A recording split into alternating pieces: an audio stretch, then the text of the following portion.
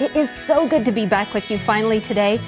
We are fulfilling a promise in this episode that we gave you last time, which was clear weeks ago at the beginning of the summer when we said our very next episode would be on how to make your own DIY, but very effective natural bug repellent. So that's what we're going to do today, but stay with us after the recipe is shared because we're going to talk about several different scenarios and some ways that you might be able to make it easy on yourself. Don't go away.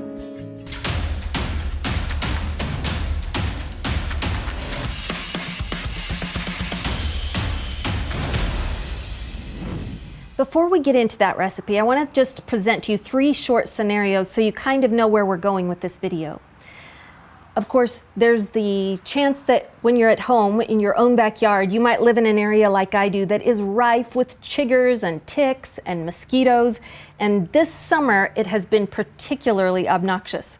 So if that happens to be you, imagine that scenario with me and we're going to have a remedy for it. The second scenario would be like your get-home bag that you hopefully have one for each member of the family.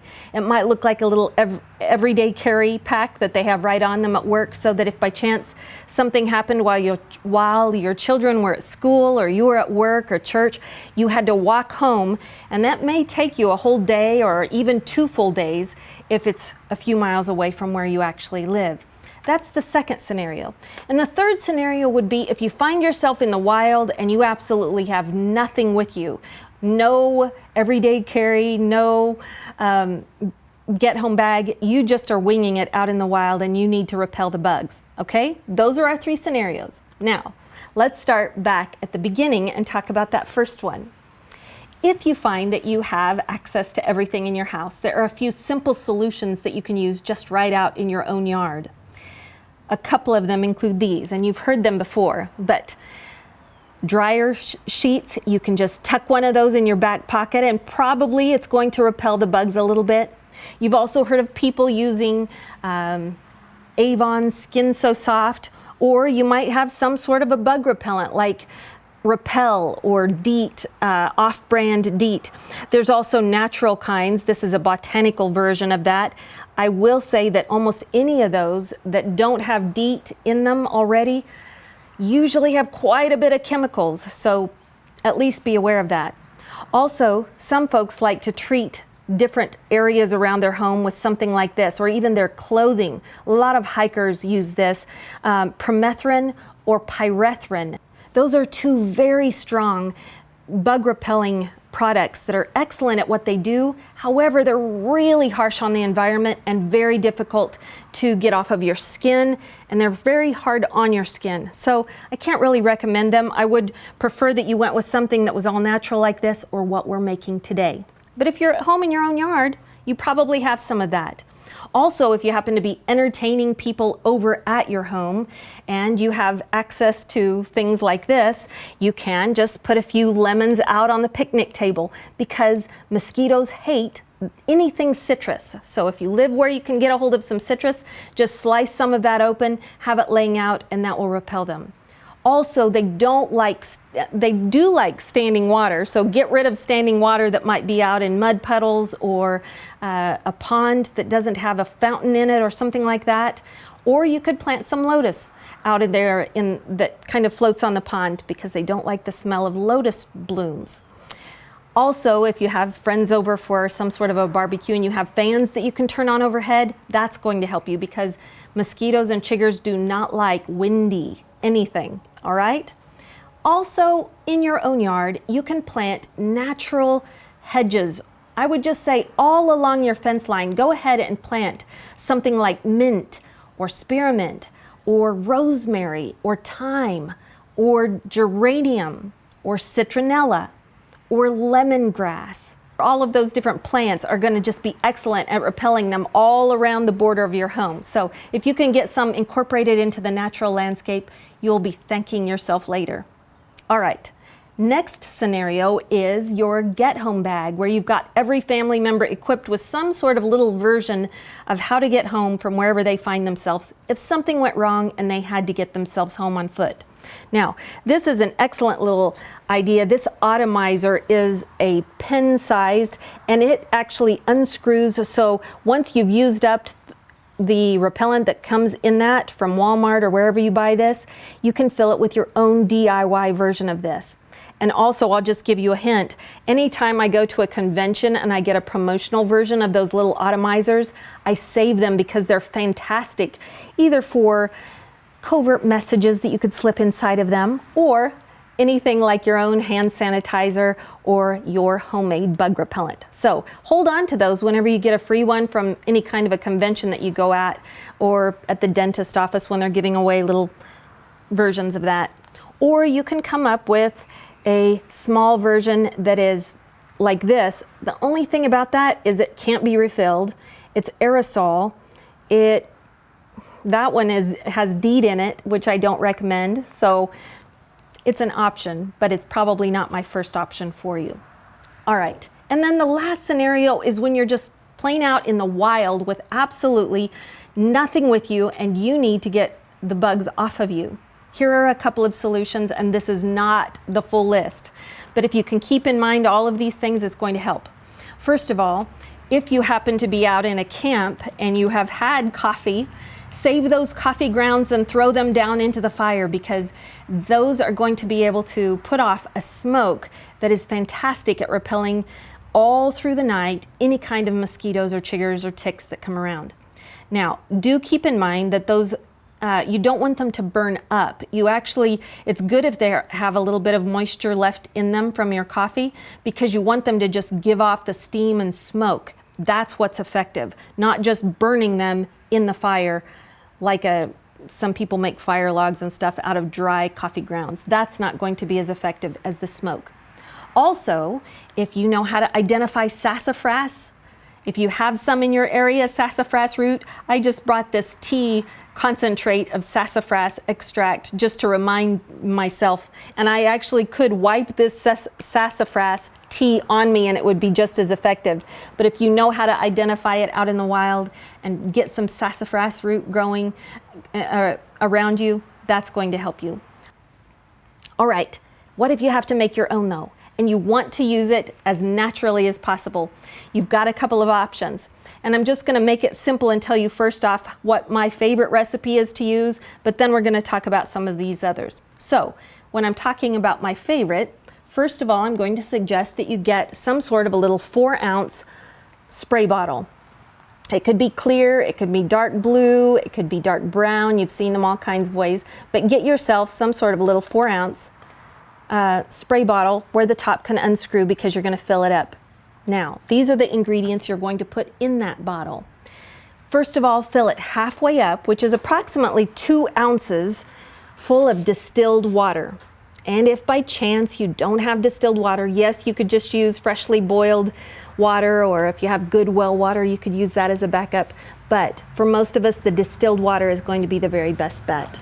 Get yourself some distilled water and fill it halfway up, so 2 ounces worth. Next, you're going to fill it with the other 2 ingredients, and this is very simple. For me, my favorite is to use wintergreen isopropyl alcohol. And the reason is because, like I said earlier, wintergreen is a perfect repellent already, and the alcohol in here is going to very slowly evaporate. So when you spray this on your skin or your clothing, it's going to evaporate a little bit more slowly and be fantastic at kind of being a double whammy. So I'm going to put 2 ounces in there of that. And then I'm going to put 30 drops of my favorite essential oils. Generally, that's going to be something like sweet orange oil and either clove or one of these peppermint or wintergreen oils, because those are going to be so effective, like I said before. Also, I was kind of chuckling at myself earlier today before we made this episode, and I was thinking, and another honest reason, if I'm being very honest, is that so oftentimes I don't put any bug repellent on until I've already gotten bitten once or twice. And so this wintergreen isopropyl alcohol is perfect, and the peppermint oil that I might put in it is perfect for taking the itch out of the bites I've already gotten before I put on my repellent. So that's kind of why I like this recipe. Again, simply distilled water, some wintergreen alcohol, isopropyl alcohol, and then about 30 drops of whatever I have on hand of some sort of wild orange or sweet orange oil, and the clove and the wintergreen or peppermint oils, okay? But now let me talk you through a couple of other options you have.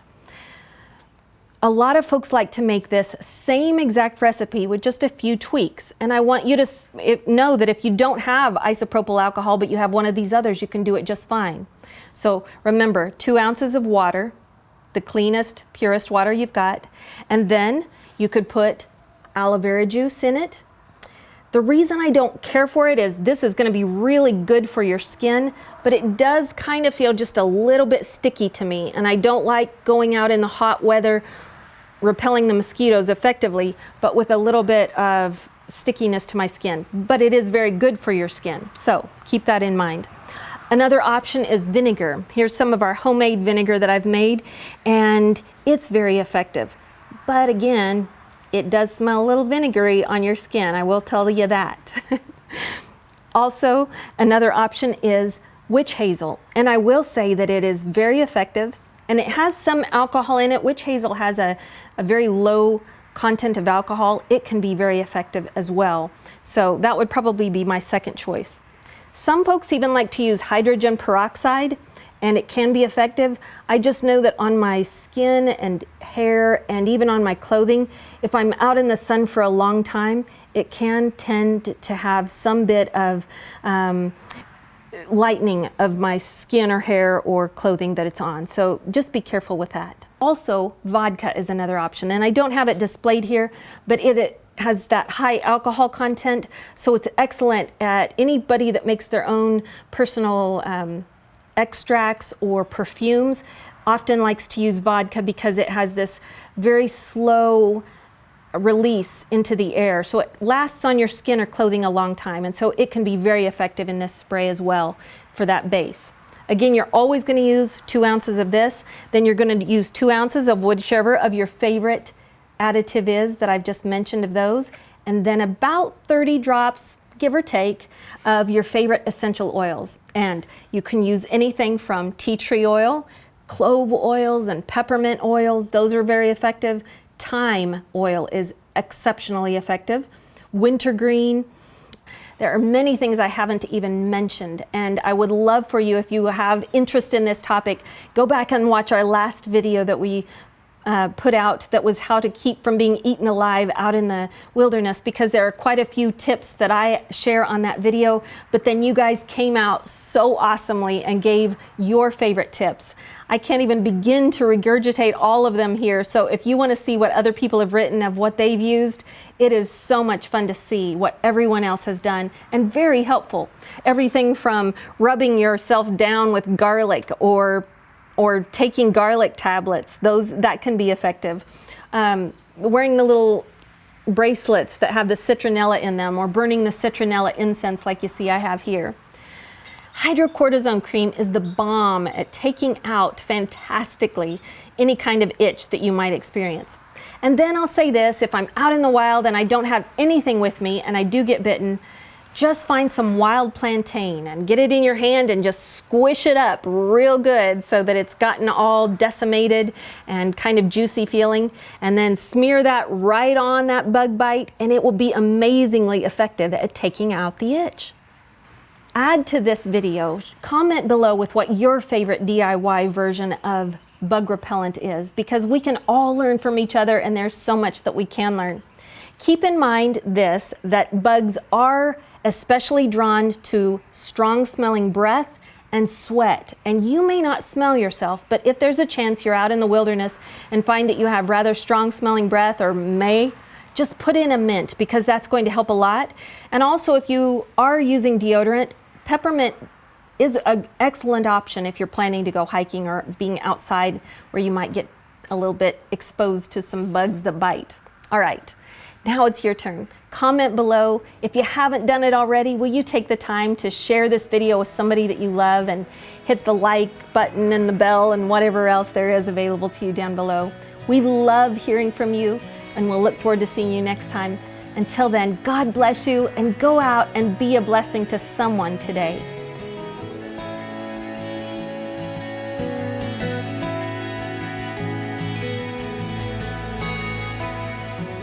Hey there, before you go, I would love to share a quick word of scripture with you.